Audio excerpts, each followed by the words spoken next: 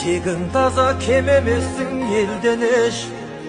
Әр балаңды баптамасаң бесіктен, жан жараңды жат жұрт келіп емдемес. Оянғаннан пайда бар ма қыл жатып, ояндағы ойлан деген мір жақып.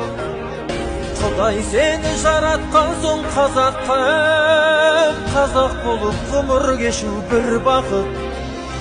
Кең дүниенің түріп таста түндігін, білім қуар бейнет кешер күн бүгін. Шағаладай аппақ болсын пейілің, баларадай бекем болсын бірлігің.